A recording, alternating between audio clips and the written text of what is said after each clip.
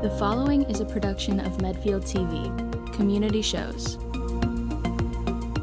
Well, welcome everyone to the first Board of Selectmen meeting for 2020 on January 7th.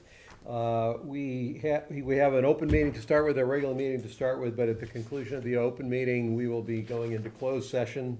We are joined remotely tonight by Mike Marcucci, so he's actually that black box that you see right next to me. That's Mike, and he doesn't turn into a pumpkin until something like 8:30. So if we can get through everything tonight, before then, he'll be with us throughout the entire night. Just as we usually make sure everybody knows, we are going to be having Medfield TV broadcast this. So this meeting is being recorded and broadcast. For the people that are in the audience, if you have anything that you'd like to say, please make sure that you grab the microphone so that the TV can pick up the audio track on what you have to say. And then before we start, as we usually do, we take a minute to just think about the contribution our service members are making defending our country. Tonight in particular, I am mindful of the members of the 82nd Airborne that shipped out on New Year's Day this year, and the additional troops that are being sent out to the Middle East. And so I would suggest that in particular, we think of all of them. I've had a couple of group discussions on other Facebook groups I'm in, where a couple of mothers talked about this being the first time that their sons or daughters were being deployed, and that kind of is something that we all ought to think about. So if we could take a minute.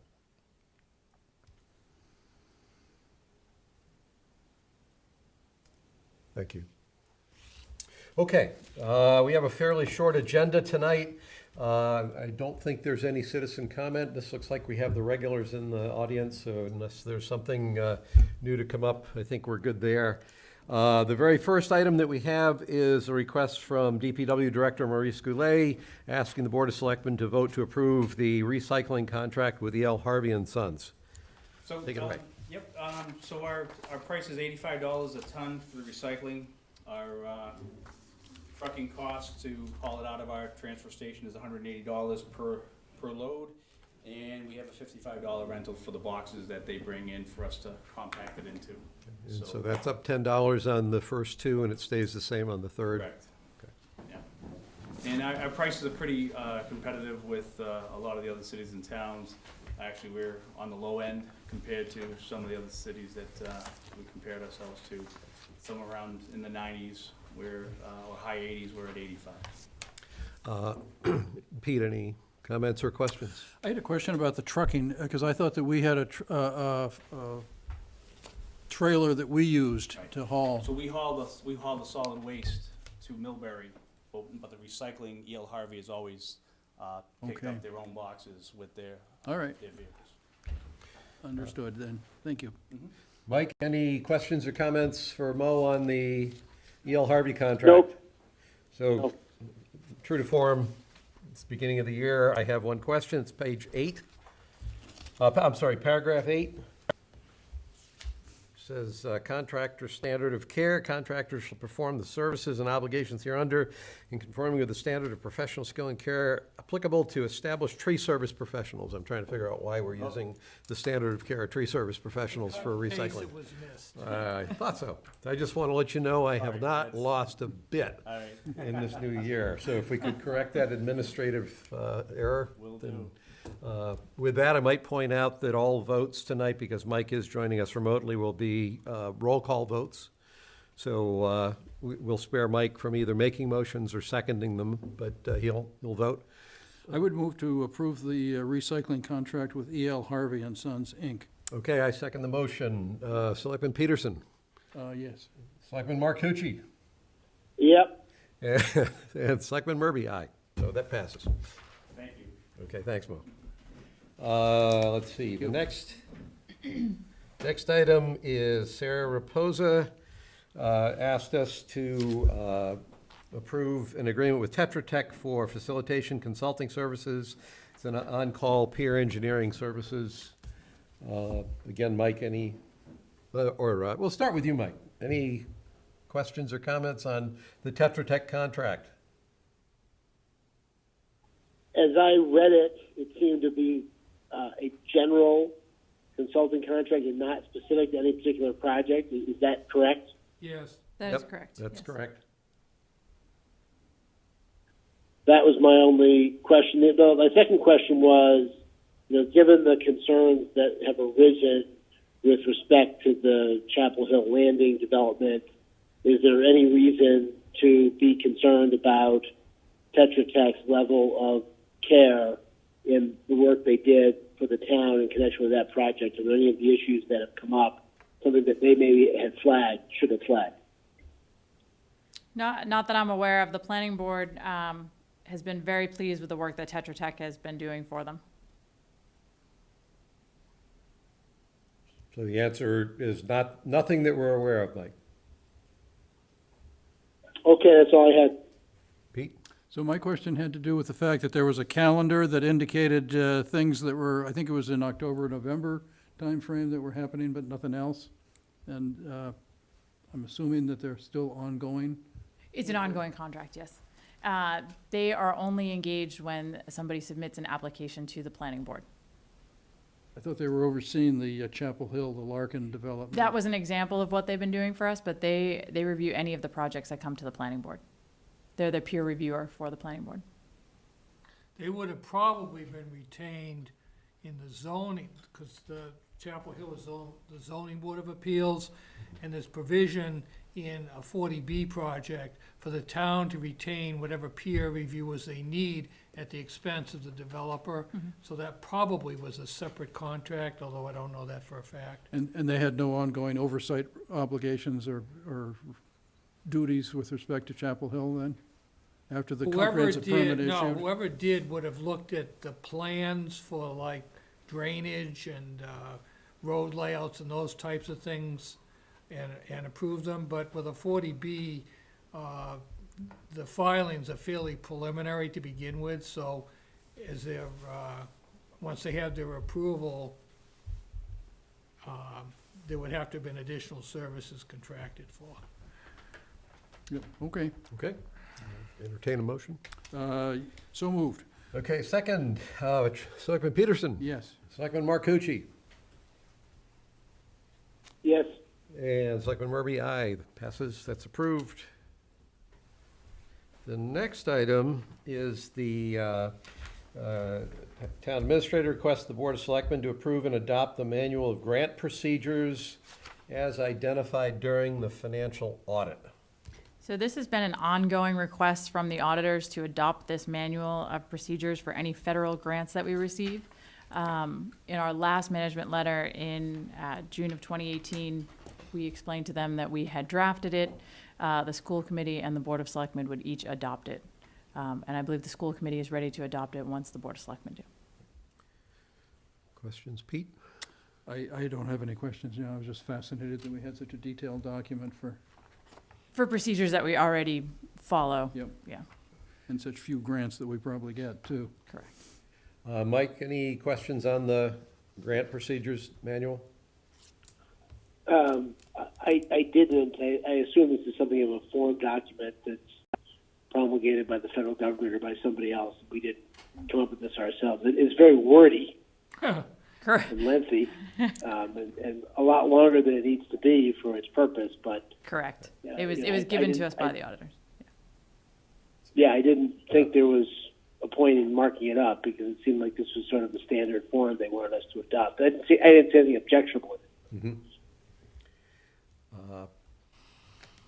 So this is working out well, because on these contracts, the ones you guys don't really have questions on, I have questions on, and the last one there, I didn't have any questions on, and you guys had them.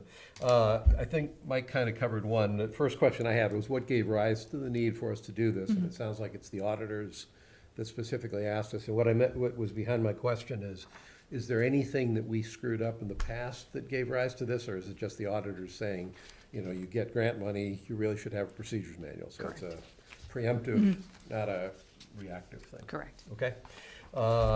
And then I assume this was drawn, you said the auditors gave it, so this is a template It's a document that template. which explains why it's so long and wordy and comprehensive for the And incredibly generic, incredibly generic. other than the very nice cover page with our seal on it. Yeah, that's true. And then the only question that I had, looking at it as a procedures document, was it doesn't address anything around the procedures for processing bills that we get. Now, you can tell me it's not important because these are grants, but the question is, how does the town confirm the work was properly completed? What are the financial controls in place around making payments? So, I think all our grants are really, really small. And so if that's true, this is not an important question. If we get large grants, then, signing off on $250,000 bills or something, I assume that it may just be our normal procedures require cross-checking on signatures. But I didn't see anything in here about paying bills, validating bills.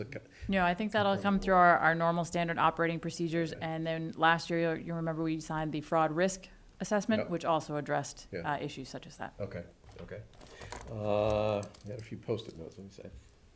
It's the problem, when I get prepared for these meetings and I forget what I know what, so the first one I had, this is on page 3, it has to do with the employee time and effort reporting. It says all town employees paid with federal funds shall document the time they expend in work, and my only question was, do we normally just have people always submit a timesheet for the week? Correct. So this is nothing new, it's just, that's how they're gonna do it, okay.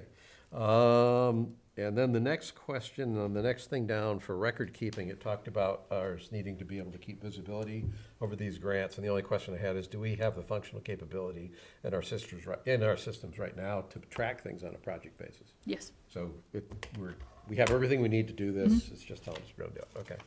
And under the next page, page 4, subrecipient monitoring, the question I had around monitoring subrecipients is, do we already have that capability in place? Or is that something new? That I would have to double check on. I'll have to check with Okay. Joy on that. Okay. So I just was curious how much of this really represented anything. I don't think this introduces anything new that we have to do. Yeah, It just formalizes the procedures for what we're doing. okay. Mr. Chairman, I actually realized I did have another point on this. I knew if I kept it going long enough, people would Thank come you in. for All keeping right. it going long enough. On page 12, they say we're supposed to spend the money within 72 hours of receipt, which struck me as a little odd. We actually do have a big federal grant coming with the Drug-Free Communities Grant, $625,000, so we're gonna be getting a fair amount of money. We're actually ready to start moving on that very shortly. Personally, it was the small unmarked bills requirement that caught my eye, but I think it's a good thing. I'll double check with Joy about the 72 hours. Okay, thank you. Okay. I was actually, it sounded like that was something where it says, when we give you money, we don't want you parking it somewhere making money on it. Absolutely, And so I but assumed you don't this wanna would be in probably a technical reimbursement for non-compliance. It's a something we reimbursement. Probably already spent, so it's like, but, okay. I don't have any more questions. Ready for a motion? I would move to approve and adopt the Manual of Grant Procedures as identified during the financial audit. Okay, that's second the motion. Selectman Peterson, Yes. Selectman Marcucci, Yep. and Selectman Murray, aye. So that's approved. Thank you. Next, we have the town administrator requests the Board of Selectmen to accept the grant award and sign the contract for the FY20 Municipal ADA Improvement Grant Program. And actually, I think Nick can explain to you the grant program. He should take the credit for submitting the application and receiving the grant. Sure, this couple-year-old program under the state to encourage municipalities to either update or do a self-evaluation transition plan for Americans with Disabilities Act. It's a requirement under the ADA Act. It will analyze all town facilities and like the town website and town publications to make sure they're accessible to all people.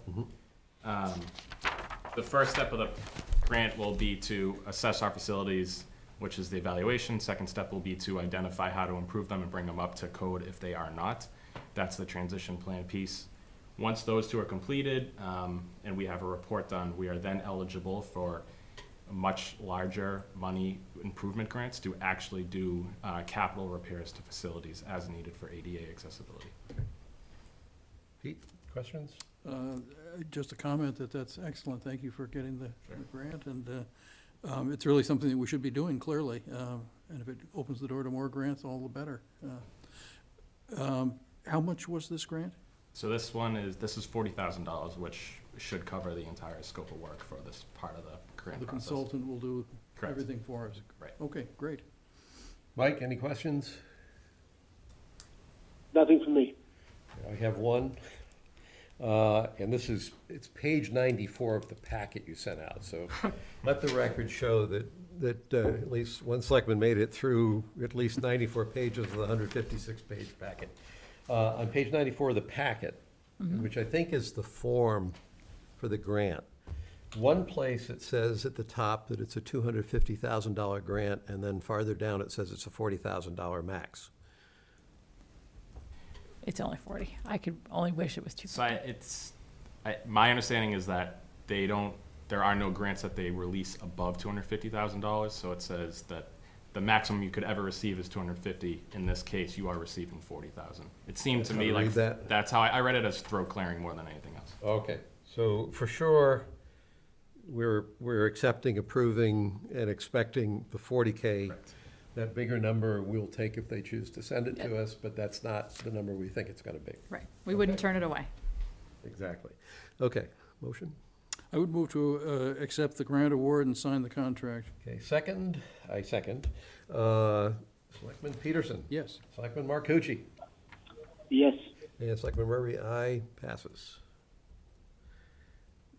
Next, we have Fire Chief William Carrico requests the Board of Selectmen to sign the contracts for the MFA Gear Grant.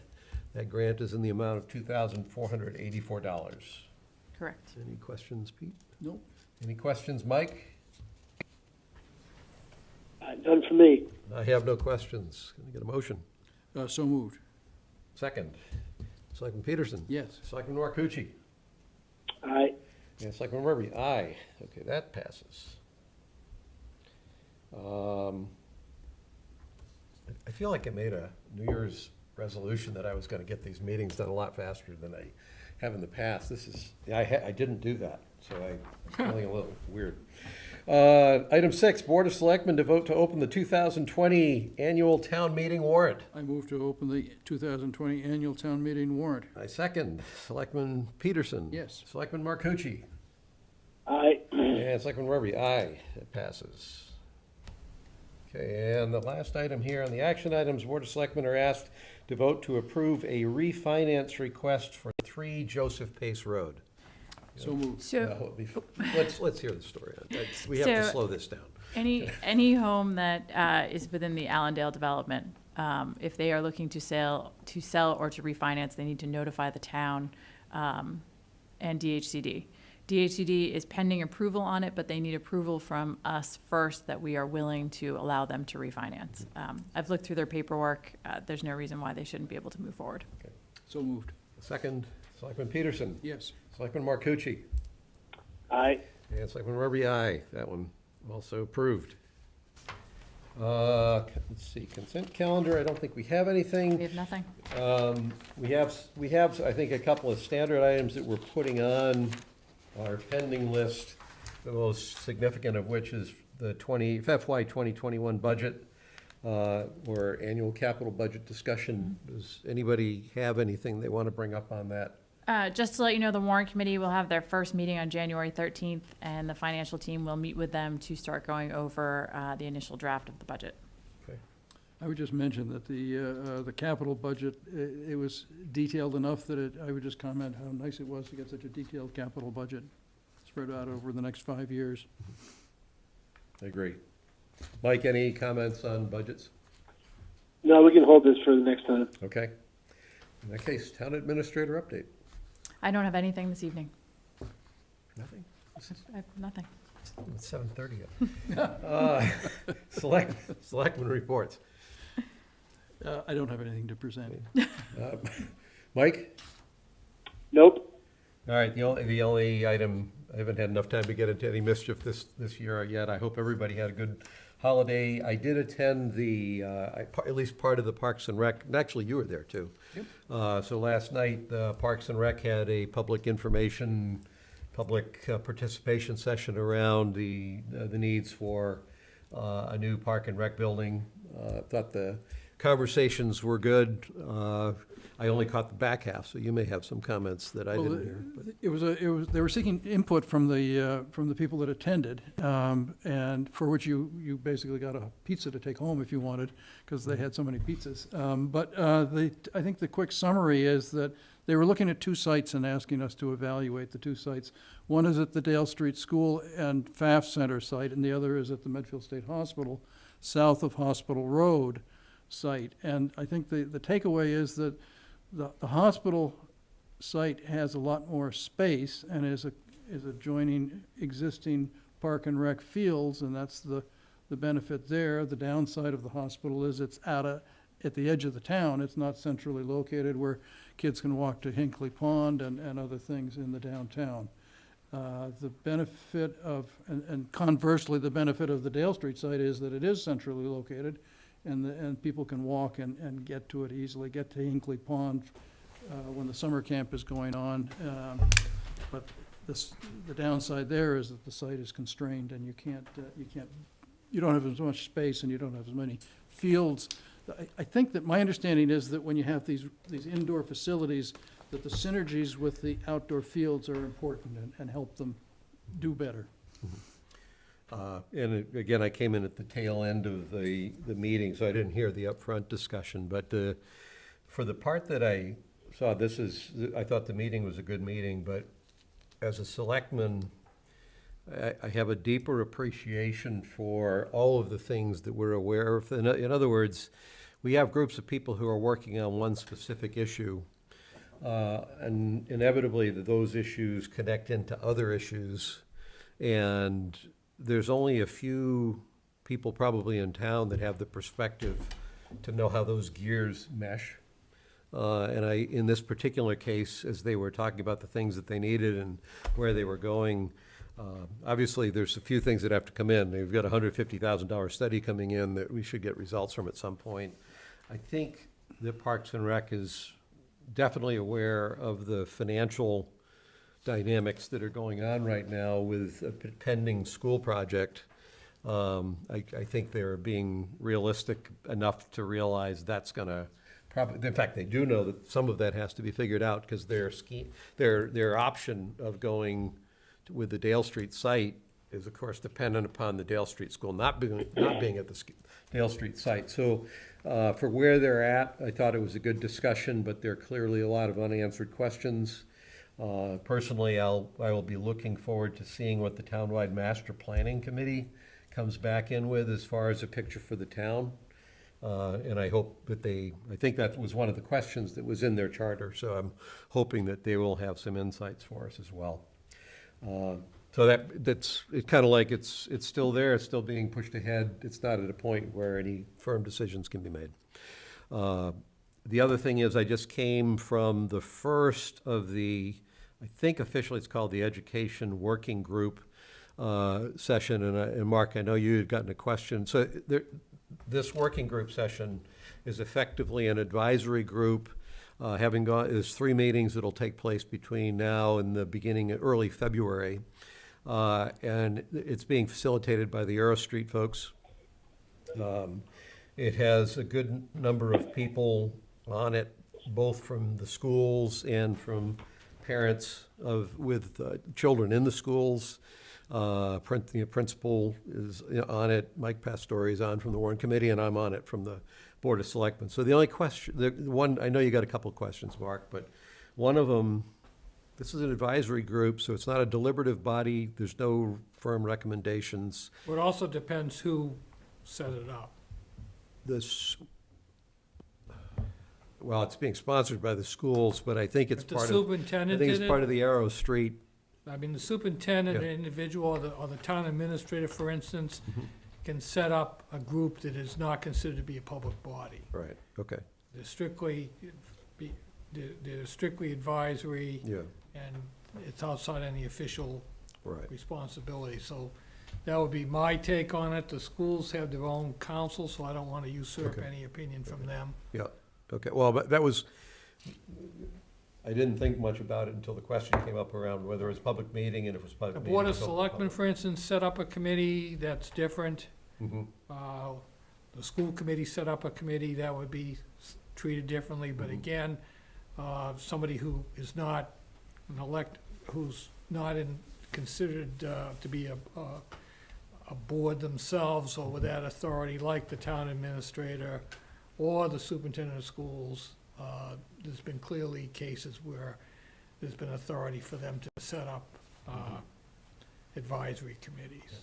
And I haven't gone to one meeting now. I can say that the mechanics of the meeting are a facilitated meeting by the company, the architects that have been hired. So as a consultant, if I were doing work, I might sometimes say, can I meet with a focus group for you? It's not quite a focus group, but it's Right. that kind of that's the nature of the interaction.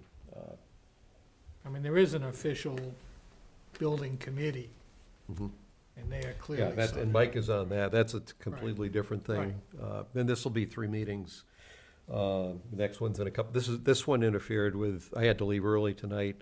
And as it stands right now, I'll have to leave early for the third meeting on the first Tuesday of February. But there's one meeting in the middle that doesn't conflict, so it's kind of visioning and, okay, just want to make sure. Okay, I think that's all I have for Selectmen report. So the next item here is approval of minutes. And I'll go through, yeah, You have 3 sets of minutes that'll be on that I sent this week, that'll be on your January 21st agenda. oh, we're not going to do it tonight? No, it'll be on the January 21st agenda. Oh, okay. I'm gonna have to keep these notes. I had, okay. I didn't even notice it was for the 21st. They'd come into me, I just grind through them. Okay, are there any other issues to bring up? Pete? I think it's cruel and unusual punishment that somebody's eating dinner in this area and there's smell of food in the room. Oh, that's the other point about that. The meeting I just came from, they had pizza. I didn't even notice. The meeting last night did. Yeah, I I actually know. went to Sarah asked the people on the townwide master planning committee to go to a meeting about how to hold public meetings. And that was the one thing that I remember from that, is That's right. have food. Oh, I was gonna say, if And they they said do. have pizza, you could be eating a lot of pizza this year. Okay, Mike, do you have anything you need to bring up? I do not. And I don't think I do, seeing as I was fully prepared for 3 sets of minutes, but I'll hold those off. Rest assured, your January 21st meeting is a very full agenda. Okay, all right, well, that's good. I'll feel better. I feel like I'm not earning the $900 this way with just a half an hour. It's kind of like, anybody have any jokes out there? Okay, all right. So our next meeting will be January 21st, 2 weeks from today. And our following meeting will be February 4th. I think those are still all good dates for everyone. We had a couple of. Yep. Okay, we had a couple of informational items. I don't think any of those. Okay. In that case, we are going to go into closed session. Let me, You've got a script, oh, somebody. this, I know I have a script here. Did you, a new script or just the regular script? Is it here somewhere? Or is it the thing at the For front? Is both, the thing at the front? I have one here if you need it. It's not, Well, we're going to be going into closed session as soon as we close out this meeting for several purposes. One, under exemption 3, to discuss strategy with respect to pending or threatened litigation. And the items, Medfield Police Officer third-party injury claim and Chapel Hill Estates. And also under exemption 6, to consider the lease of real property, which is the State Hospital Chapel lease, which is under consideration. so you need to make a declaration in all cases So now I do that it need will that. be prejudicial to the town's position to discuss this in open session. You need the motion, Peter, you have the motion. I don't have the motion. Okay, let's see, so the Medfield Board of Selectmen needs to meet in the executive closed session for the following purposes. To discuss strategy with respect to litigation. I declare that an open meeting may have a detrimental effect on the litigating position of the public body.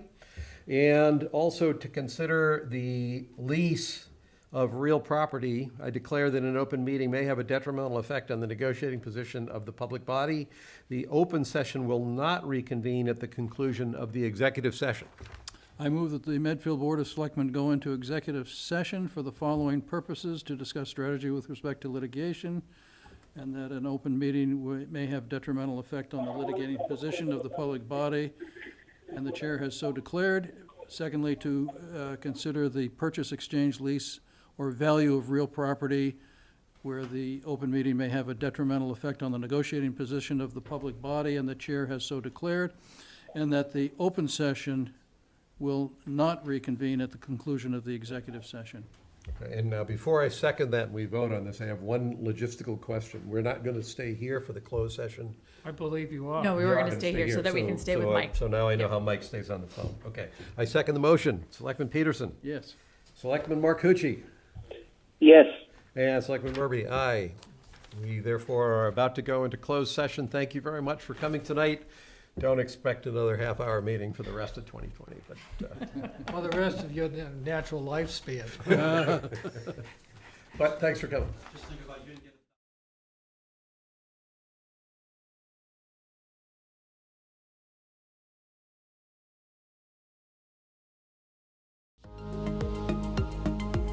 The proceeding was a production of Medfield TV, Community Shows.